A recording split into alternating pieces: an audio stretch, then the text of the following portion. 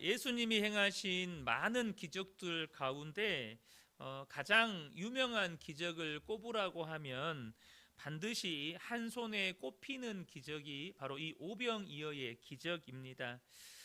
이 오병이어의 기적은요, 예수님의 부활 사건 이외에 모든 사복음서에 기록되어 있는 유일한 기적입니다.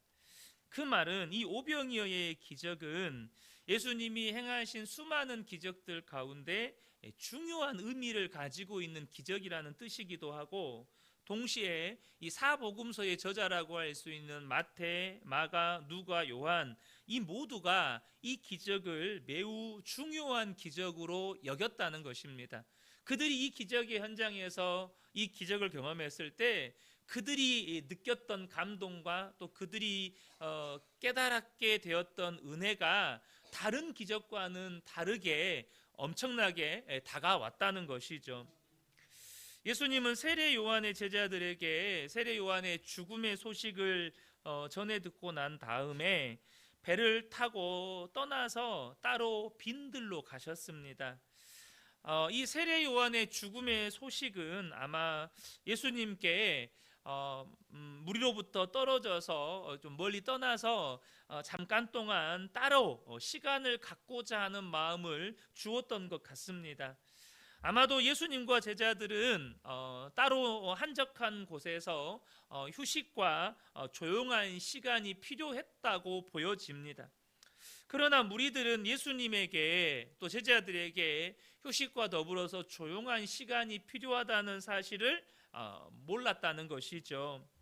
그래서 예수님이 배를 타고 떠나셨다는 소식이 금방 이 사람들에게 알려졌고, 사람들은 또 그 예수님이 가신 곳으로 부랴부랴 이렇게 막 사람들이 무리지어서 이렇게 따라가기 시작하는 겁니다. 그럴 수 있는 이유가 이 갈릴리 호수가 바다여서 배가 저 수평선 너머로 사라지면 안 보이는 게 아니고, 이 가로 길이가 이 건너는 길이가 한 4km 정도 되거든요. 그러니까 멀리서 보면 이 배가 보입니다.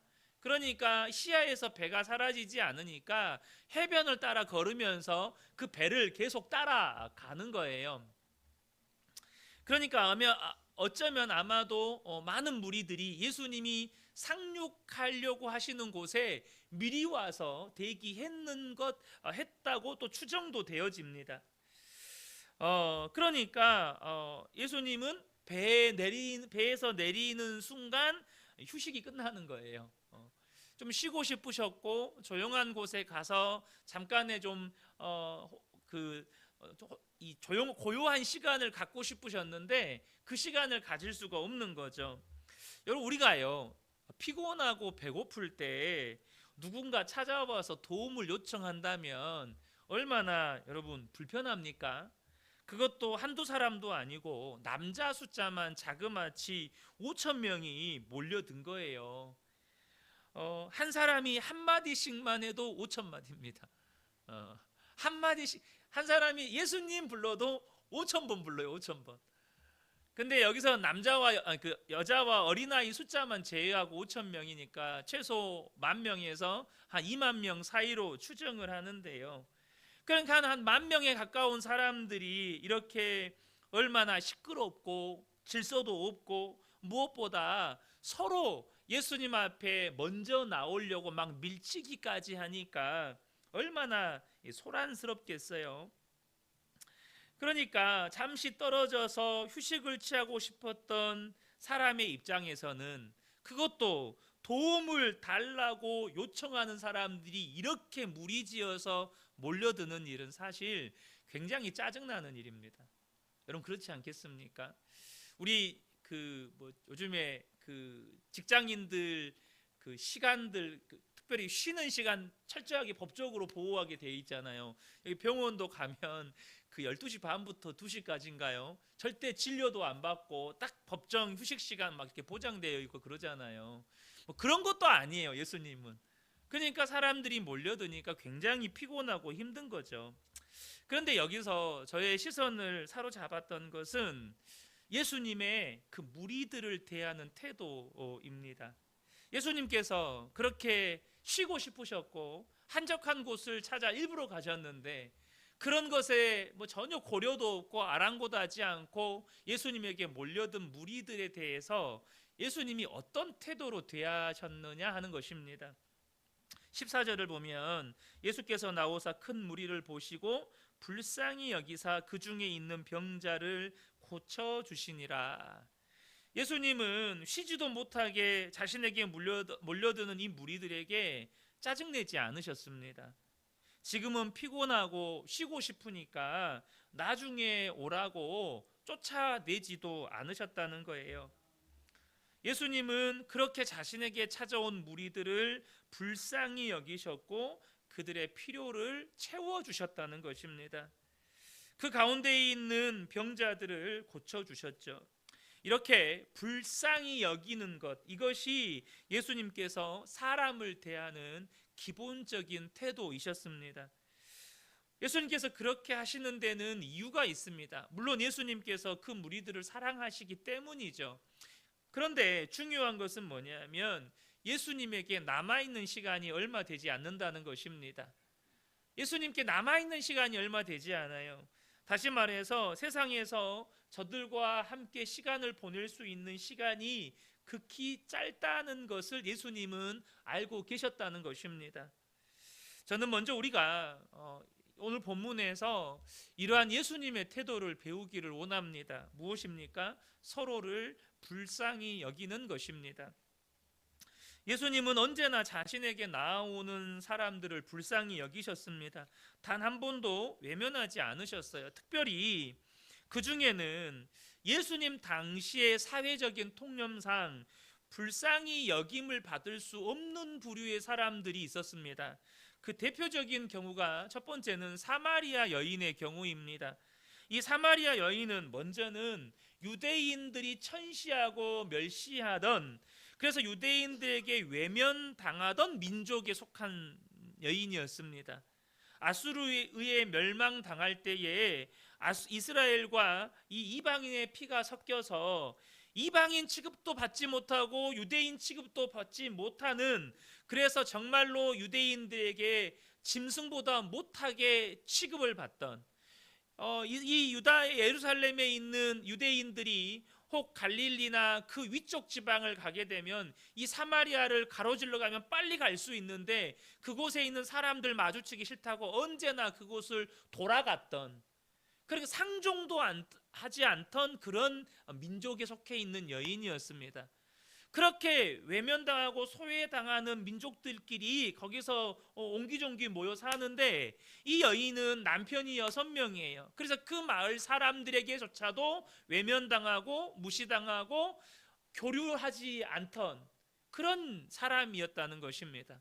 그러니까 외면받는 족속들 중에 그 사람들 중에서 또 외면받는 그런 사람이 이 사마리아 여인이었다는 것입니다. 그런데 예수님께서 그 여인을 불쌍히 여기십니다. 그래서 요한복음 4장 3절과 4절을 보면 유대를 떠나서 갈릴리로 가실세. 보통 갈릴리로 갈 때는 이 사마리아를 통과 안 합니다. 유대인들은 다 해변길을 따라서 가든지 아니면 이 반대쪽에 있는 이 계곡, 요단강 이 계곡을 타고 올라가든지 그렇게 가지 절대 갈릴리로 올라갈 때 사마리아 지역을 통과하지 않습니다. 그런데 4절을 보면 사마리아를 통과하여야 하겠는지라, 이 여인을 주님이 찾아가신 겁니다. 불쌍히 여기셨다는 거예요. 저 사람은 절대 불쌍하게 여김받아야 될 사람이 아니야. 그렇게 여김받던 여인을 주님이 불쌍하게 여기셨다는 겁니다. 또 한 부류의 대표적인 경우가 있는데 바로 세리장 삭개오입니다. 세리장 삭개오가 사람들로부터 외면당하고 손가락질 당하는 이유는 다 아실 것입니다. 유대인들에게 세금을 걷어서 로마에게 바치는 세리, 그것도 그 세리의 우두머리 격인 세리장. 그러니까 이 삭개오는 민족의 배신자로 낙인 찍힌 사람입니다. 사랑할래야 사랑할 수 없고 사람들에게 미움과 천시를 받던 그런 사람이었습니다. 도저히 불쌍히 여김을 받을 이유가 없는 사람이에요. 민족의 반역자이면서 그 돈으로 부자가 된 사람. 그런데 예수님께서 그 삭개오를 불쌍히 여기셔서 삭개오를 만나기 위해 일부러 여리고를 찾아가십니다. 그리고 여리고에 가셔서 삭개오에게 말하죠. 누가복음 19장 5절을 보면 예수께서 그곳에 이르사 쳐다보시고 이르시되 삭개오야 속히 내려오라 내가 오늘 내 집에 유하여야 하겠다 하시니 라고 말씀하십니다. 그러니까 모든 사람들로부터 외면당하고 천히 여김을 받고 심지어 민족의 배신자로 낙인 찍힌 이 사마리아 여인과 삭개오를 일부러 찾아가셔서 그들을 만나주시고 그들의 필요를 채워주십니다. 이것이 우리에게 시사하는 게 있어요. 그게 뭐냐면 이 땅을 살아가는 인생들 가운데 불쌍하지 않은 인생이 없다는 겁니다. 여러분, 이 땅에 있는 사람들 중에 불쌍하지 않은 사람이 없다는 거예요. 다시 말하면 모든 인생들에게는 주님의 긍휼의 은혜가 필요하다는 것입니다. 여러분 여기에 동의하십니까? 주님이 저와 여러분을 긍휼히 여기셨습니다. 그래서 저와 여러분을 찾아오셨고 저와 여러분에게 천국 복음을 허락해 주신 거예요. 분명히 우리가 볼 때는요, 저 사람이 뭐가 불쌍해? 다른 사람은 몰라도 저런 인간은 아니야. 이런 사람이 꼭 있습니다. 그렇게 느껴지는 사람도 있어요. 그런데 주님은 주님께 찾아오는 모든 사람들을 불쌍히 여기신다는 것입니다.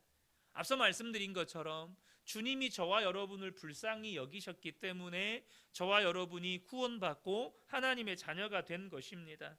그리고 무엇보다 중요한 것은 주님은 그렇게 주님으로부터 긍휼히 여김받는 은혜를 받은 저와 여러분이 서로를 불쌍히 여기기를 원하신다는 것입니다. 에베소서 4장 32절을 보면 서로 친절하게 하며 불쌍히 여기며 서로 용서하기를 하나님이 그리스도 안에서 너희를 용서하심과 같이 하라. 뭐라고 말씀하십니까? 서로를 불쌍히 여겨주라는 거예요. 베드로전서 3장 8절에도 마지막으로 말하노니 너희가 다 마음을 같이하여 동정하며 형제를 사랑하며 불쌍히 여기며 겸손하며, 형제를 불쌍히 여겨주라는 거예요. 분명 그 사람에게 내가 도무지 불쌍히 여길 수 없는 이유가 있을 수 있어요. 그런데요, 그 사람이 도저히 불쌍히 여겨지지 않는 이유는 지금 내가 그 사람을 나의 시선으로 바라보고 있기 때문입니다. 내 시선으로 바라보니까 그 사람은 도무지 불쌍히 여길 수가 없는 사람인 거예요. 하나님의 시선으로 보면 여러분 불쌍하지 않은 사람이 없답니다. 여기 계신 분들 가운데 여러분 불쌍하지 않은 사람이 없다는 거예요. 저는 오늘 이 본문 말씀을 묵상하면서 먼저 제 마음 가운데 이렇게 도전이 되고 감동이 되었던 건 뭐냐면 정말로 우리가 서로를 불쌍히 여기는 공동체가 되었으면 좋겠습니다. 우리 그은혜 교회가 성도와 성도 간에 서로를 불쌍히 여겨주는 교회. 여러분, 저분이 뭐가 불쌍합니까? 돈도 많지, 건강하지, 뭐 자녀들도 잘 되지, 불쌍한 게 하나도 없죠. 저런 분들은 뭐가 불쌍합니까? 이렇게 바라볼 수. 저 사람 봐보세요. 진짜 제가 싫어하는 조건이란 조건은 다 갖추고 있습니다. 저 사람과 나는 진짜 북극과 우리 뭐라 그러죠? 자석의 N극과 S극입니다. 절대 만날 수 없는 서로의 극과 극입니다. 여러분, 사람의 눈으로 보면 이런 게 있어요. 그런데 주님의 눈으로 보면요, 우리는 다 지옥 갈 영혼들인 거죠. 주님의 시선으로 바라보면 우리는 다 사망 권세 아래에서 죄의 종로로 타고 있었던 그런 인생들이었다는 것입니다. 그래서 저와 여러분이 주님의 시선으로 서로를 바라보게 된다면, 그래서 서로를 향해서 불쌍히 여기는 마음을 갖게 된다면 여러분, 공동체의 분위기가 얼마나 부드러워지고 서로에게 친절하게 되어지고 서로의 실수나 허물에 대해서 용납하는 분위기가 되겠습니까? 저는 무엇보다 이 일이 기본적으로 우리 성도님들의 가정 안에서 일어나기를 축복합니다. 우리 성도님들이 가정 안에서 부부간에 아내와 남편이 서로를 불쌍히 여기셔야 한다는 것입니다. 또 부모와 자녀 간에 서로를 불쌍히 여기는 은혜가 있어야 된다는 거예요. 예수님은 무리들과 함께 할 날이 얼마 없다는 걸 아셨어요. 그래서 피곤하죠. 쉬고 싶죠. 인간의 몸을 입고 있으니까 좀 한적한 곳에 가서 좀 고요한 시간을 보내고도 싶죠. 그런데 무리들이 막 몰려오니까 쉬지도 못해요. 근데 예수님은 알아요. 그래, 내가 이들과 함께 머물러 있을 시간이 얼마 없지. 근데 여러분, 우리가요, 아내와 남편, 또 자녀들, 혹은 성도들과 함께할 날이 얼마나 많은 것 같습니까?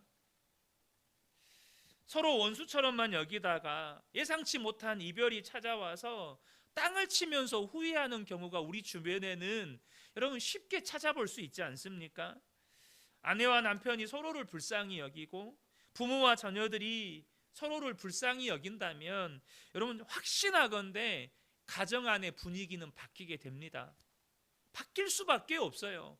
서로에게 친절하게 대해주고 서로를 향한 말투가 부드러워지고 서로의 실수나 연약함들, 불쌍한 인생인데 그걸 가지고 뭐 얼마나 우리가 트집 잡고 싸우겠어요. 불쌍히 여기면 여러분 가정의 분위기는 용납하는 분위기로 바뀌어지게 됩니다. 얼마나 그 가정 안이 여러분 천국을 경험하는 그런 가정이 되겠습니까? 사랑하는 성도 여러분, 서로를 불쌍히 여겨주시기를 축복합니다. 아내가 남편을, 남편이 아내를, 부모가 자녀들을, 또 자녀들이 부모님들을.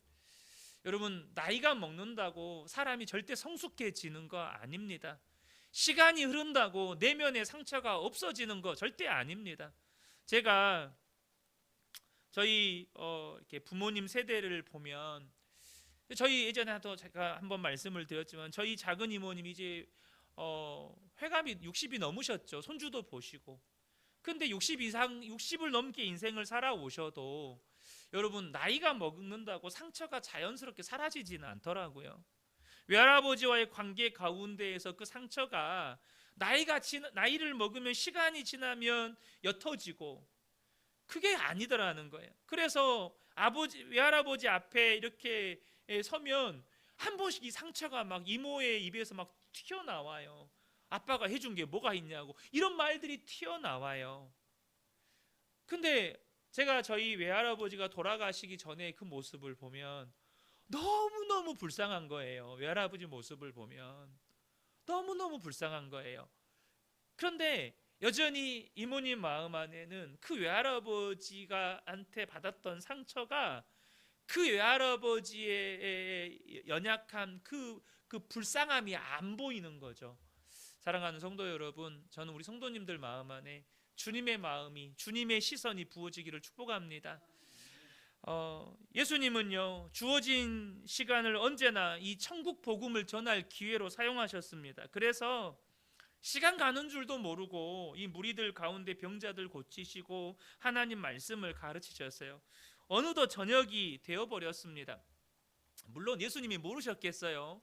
그렇게까지 시간을 끄신 데는 예수님의 의도가 있었던 것이죠.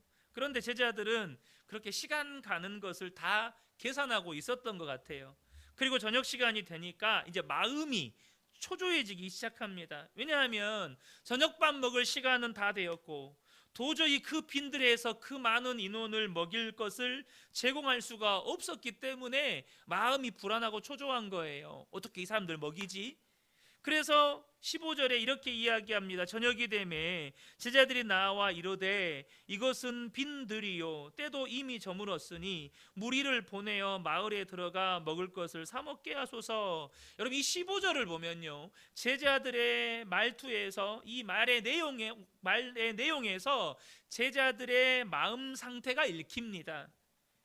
지금 저녁밥 먹을 때는 됐고 배는 고파오고 무리는 한 10,000명 이상 되는 무리가 모여있고, 그러니까 이 사람들 어떻게 먹이지? 불안하고 초조해지는 거예요. 그리고 무엇보다 기본적으로 그 상황에서 예수님께서 무엇을 하실 수 있는가에 대한 생각이 제자들에겐 전혀 없었던 것 같습니다. 그래서 제자들을 이 오늘 15절에 이 제자들의 말을 보면 일단 상황이 다급하잖아요. 저녁 시간 됐고 빨리 이 사람들 먹을 문제 해결해야 되니까 일단 주님이란 호칭이 없습니다. 마음이 급하니까 주어가 빠지고 목적어부터 먼저 나오는 거예요. 우리 그러잖아요. 마음 급하면 다 이렇게 서론 다 빼고 그냥 본론부터 이야기하잖아요. 주님 빼고 목적어부터 이야기하는 거예요. 뭘 이야기하는 겁니까? 지금 몇 시라는 거? 지금 시간이 6시입니다. 밥 먹을 때 됐습니다. 지금 시간이 어떻고 지금 밥 먹을 때가 됐고 그리고 이 밥 먹을 문제를 해결하려면 어떻게 해야 하는지부터 말하고 있는 거예요.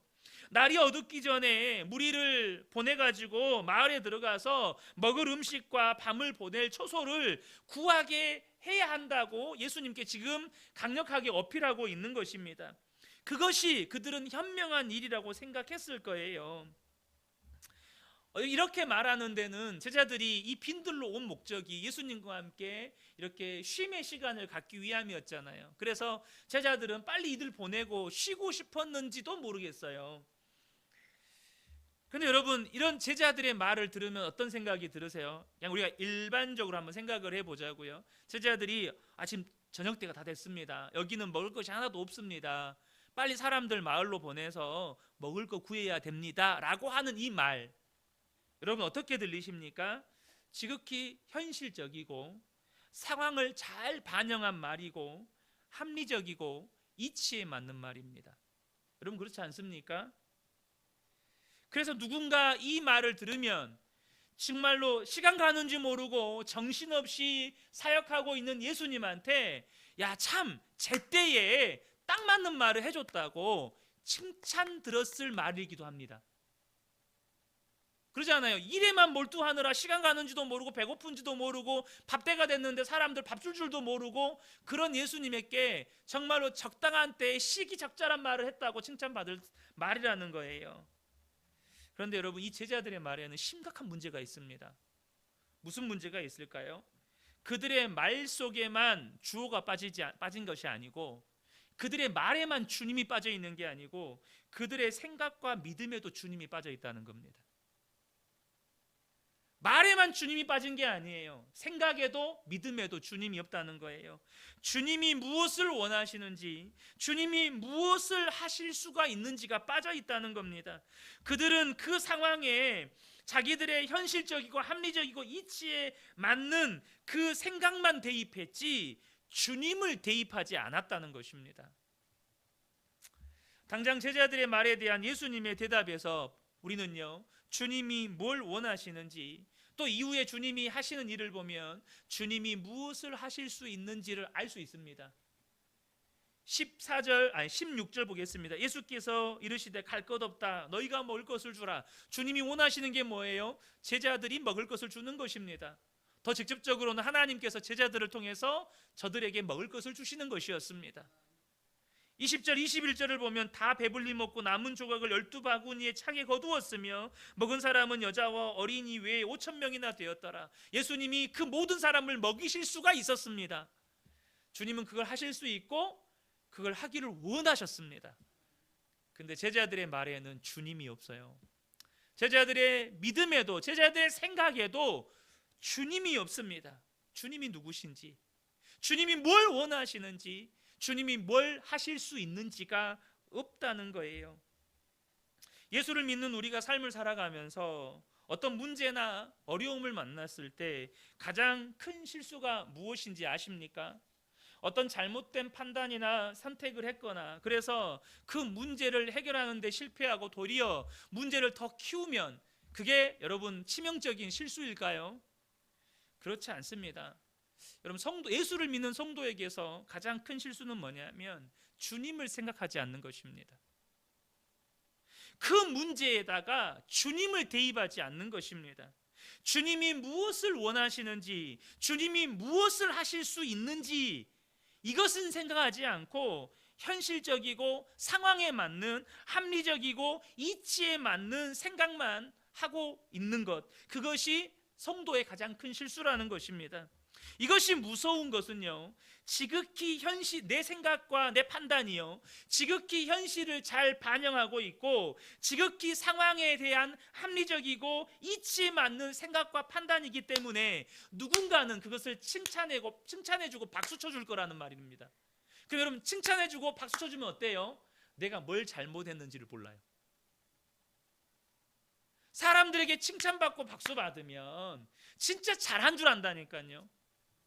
이게 무서운 거예요.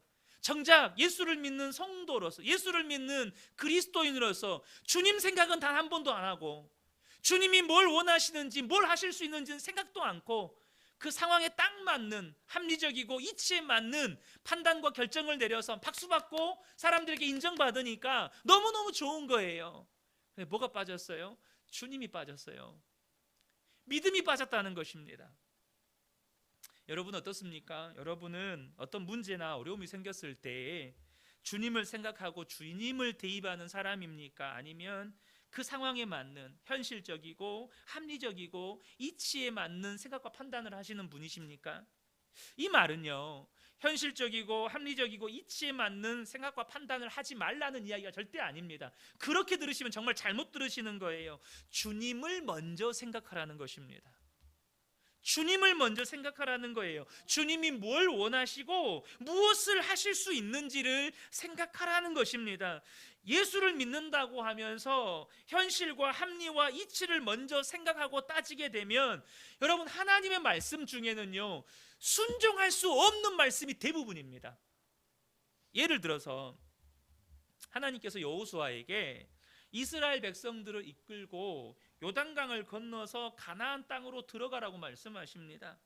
여러분, 여기서 현실을 따지고 이치를 따지면 여호수아는 절대 이 법궤를 맨 제사장들에게 요단강으로 들어가라고 말 못합니다. 왜요? 다 죽으라는 말이니까. 현실적으로 보면 죽는 일이거든요. 이스라엘 백성들 절대 순종 못합니다. 다 자살해서 죽으란 말이잖아요. 어찌저찌 요단강을 건너서 들어갔다고 쳐요. 들어갔어요. 그리고 이제 뒤에는 요단강이 흐르고 앞에는 여리고성이 버티고 있습니다. 근데 여호수아에게 이치에 맞고 합리적인 전쟁 준비를 해라, 이 말을 하면 우리 전쟁 준비합시다, 막 군사 훈련하고 하면 돼요. 근데 갑자기 할례를 행하라는 거예요. 할례를. 완전한 그 전투 불능 상태, 저항 능력 제로의 상태로 만들어버리는 이 할례를 행하라고 말씀하시는 것입니다. 이게 현실적인 명령입니까? 이게 이치에 맞고 합리적인 명령입니까? 그런데 여러분, 이스라엘 백성들이 어떻게 하죠? 그들은 주저함이 없이 요단강으로 발을 내딛고 주저함이 없이 여러분 할례를 행합니다.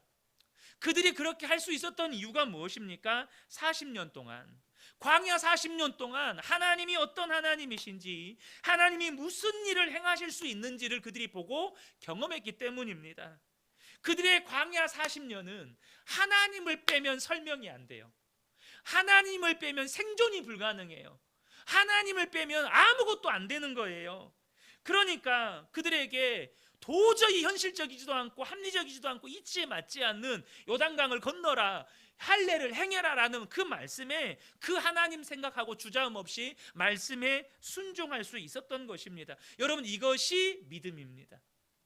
이것이 예수를 믿는 거예요. 무슨 문제가 생겼어요? 어려움이 생겼어요? 갈등이 생겼어요? 그때 예수님을 생각하는 거예요.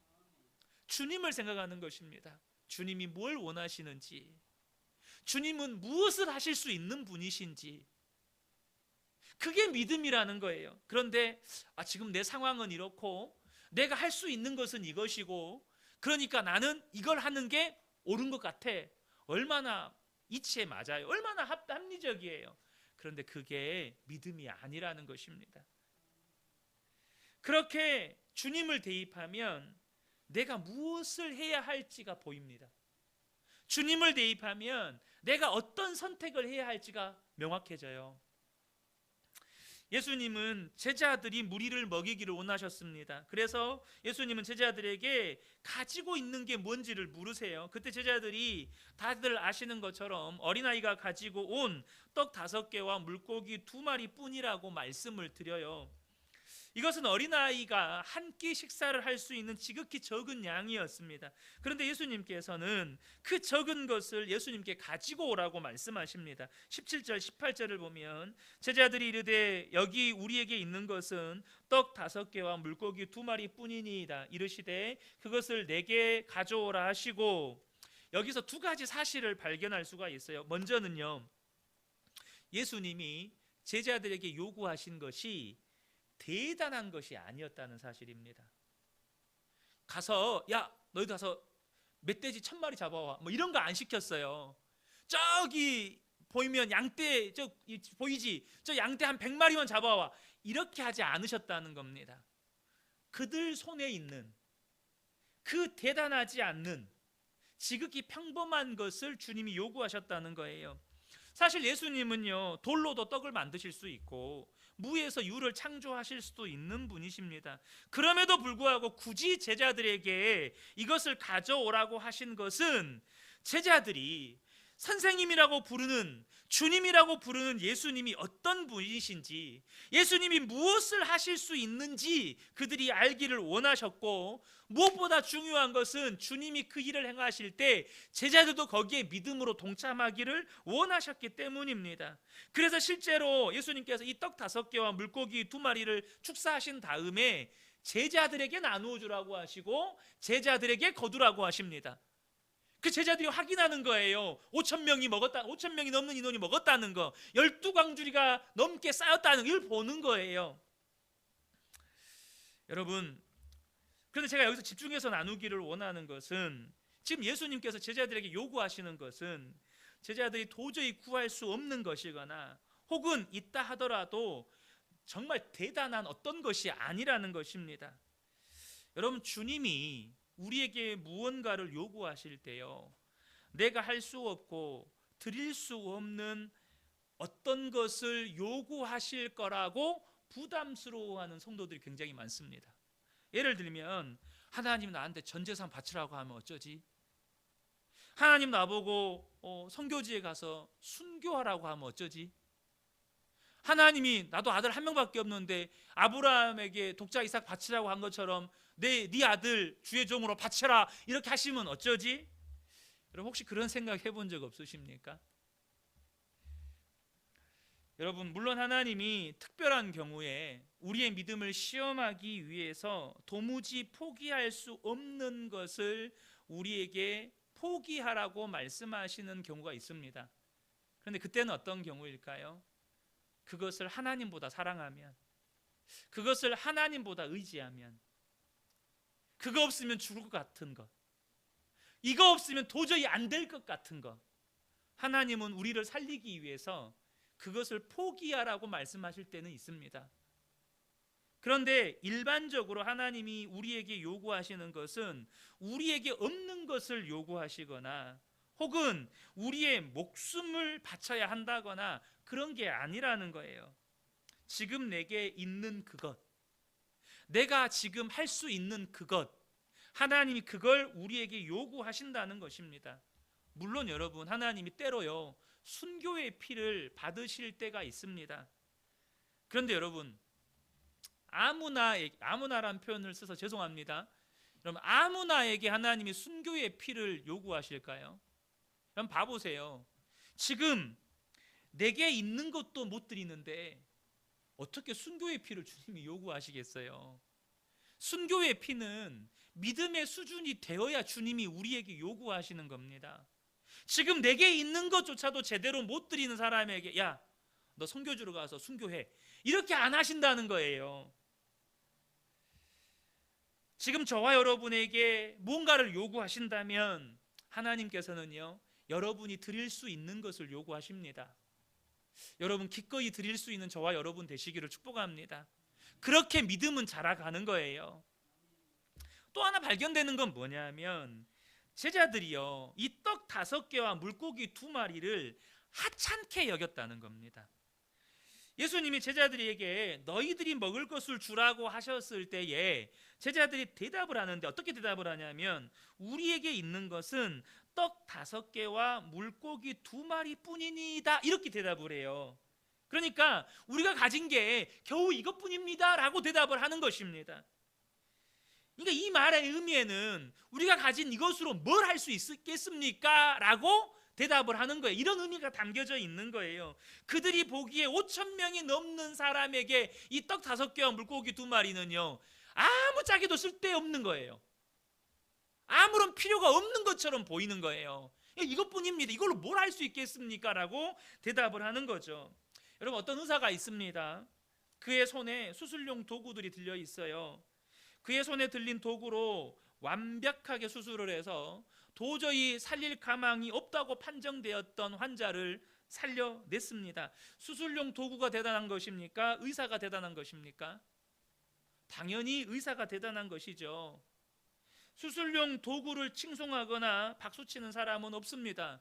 의사가 그 수술할 때 이따위 것으로 뭘 할 수 있겠습니까? 라고 말하는 사람은 없어요. 여러분 그러지 않나요? 병원에서 수술을 하는데 아이고 그 나 수술용 나이프하고 수술용 그거 갖고 뭘 한다고 그걸 합니까? 이렇게 말하는 사람은 없어요. 이 당연한 일이 예수를 믿는 우리의 삶에는 적용되지 못하는 경우가 많다는 겁니다. 주님이 모든 것을 하실 수 있는데 주님께 드리는 것을 가지고 우리가 하찮다 어쩌다 판단한다 이걸로 뭘 할 수 있겠습니까? 5,000명이나 되는데 주님이 뭘 하실 수 있는지를 안 보고 이 드리는 것이 하찮다 이거예요. 그러니까 못한다 이거예요. 제가 지금까지 교회를 섬기면서 종종 하나님이 요구하시는 것을 드리지 못하는 경우를 봐왔는데 그런 경우에는 두 경우로 나뉘어집니다. 먼저는 도저히 드릴 믿음이 없어서 드리지 못하는 경우도 있는데요. 이와는 다른 케이스로 자신이 드리는 것을 하찮다고 여겨서 드리지 못하는 경우도 있어요. 예를 들면 교회에서 직분자를 세우잖아요. 뭐 장로님을 세우고 뭐 안수 집사님을 세우고 권사님을 세우고 그래서 교회에서 뭐 당회나 이제 목사님이 판단해서 이제 이렇게 이번에 이 후보 하시면 어떻겠습니까라고 권면을 하잖아요. 그렇게 판단했을 때는 이분은 충분히 뭐 안수 집사님이나 권사님이나 장로님으로 섬겨도 될 만한 분이라고 어떻게 판단을 해서 이렇게 이 후보를 권하지 않겠습니까? 그런데 나는 자격이 없다고 생각을 하는 거예요. 쓰시는 분은 하나님이신데 그 주님 손에 들려서 쓰임 받은 도구인 내가 나는 하찮다. 나는 그럴 만한 자격이 없는 사람이다라고 판단을 하는 거죠. 혹은 자신에게 있는 무언가가 하나님께 드릴 때 사람들 보기에 너무나도 부절것없고 부끄러워서 못 드리겠다고 말하는 분도 계세요. 혹은 어떤 봉사의 경우에는 눈에 보이지 않고 드러나지 않기 때문에 하찮다고 여기는 경우도 있습니다. 여러분, 하나님이 우리가 드리는 것이 적은 돈이거나 혹은 남들이 볼 때 보잘것없어 보이는 것이면 역사를 못 하시는 분이십니까? 반대로 우리가 드리는 물질이 금액이 커요. 우리가 드리는 물질이 큰 금액이고 혹은 어떤 사람이 능력이 많은 사람이면 하나님이 그 사람들 혹은 그 물질을 통해서는 역사하실 수 있습니까? 만약에 하나님이 그러신 분이시라면 하나님이 아니십니다. 그분은 하나님이 아니세요. 왜요? 사람이 드리는 그 무언가에 영향받으니까. 사람이 드리는 그 무언가에 할 수 있냐 할 수 없냐가 결정되잖아요. 그렇다면 그분은 하나님이 아니신 것입니다.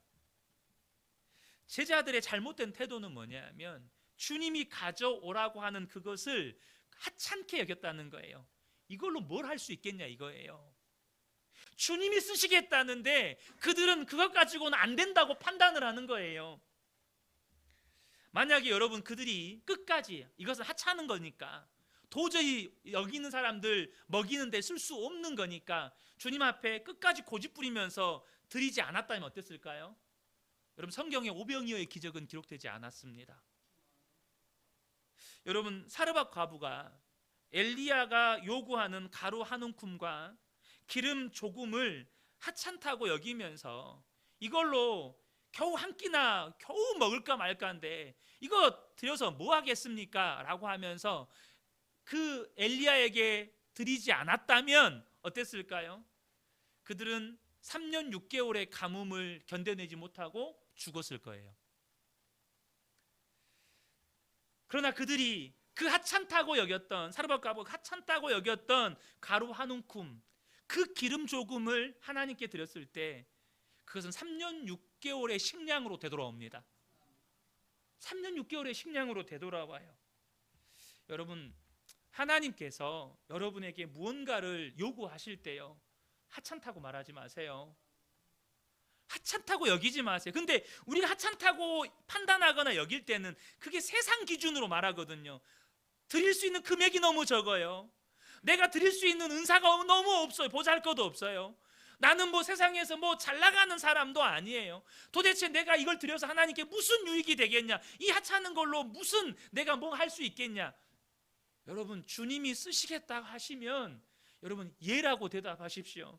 주님이 쓰시겠다고 하시면, 주님, 나는 분명히 보잘것도 없는 사람이지만 주님이 쓰신다 하시면 주님은 무엇이든지 하실 수 있습니다. 여러분, 그게 믿음인 겁니다. 주님이 쓰신다 하는데 내가 아니다, 하찮다, 이거는 별거 아니다, 이렇게 판단하지 마시라는 거예요. 여러분 자신에 대해서도 그렇게 판단하지 마시라는 거예요. 하나님이 내가 너를 쓰고 싶다는데, 내가 쓰겠다는데, 창조주가 쓰시겠다는데 내가 그것에 대해서 카타부타 아니라고 말하는 것입니다. 사랑하는 성도 여러분, 저는 우리 근혜교회 모든 성도님들이 하나님께 쓰임받는 복된 분들 되시기를 축복합니다. 하나님이 분명히 쓰신다고 말씀하실 것입니다. 그때 여러분, 세상이 뭐라고 말을 하고, 때로는 내가 인간적인 생각에 나같이 부족한 사람을 어떻게 쓰시지, 이런 생각 들 수 있죠. 그러나 주님이 위대하십니다. 그 주님께 드리면 주님은 이 한 사람, 어린아이 한 사람 먹을 거 가지고 10,000명도 먹이십니다. 저와 여러분을 통해서 하나님이 그 일을 이루신다는 거예요. 주님이 달라 하실 때 드릴 수 있는 믿음의 사람들 되시기를 예수님의 이름으로 축복합니다. 아멘.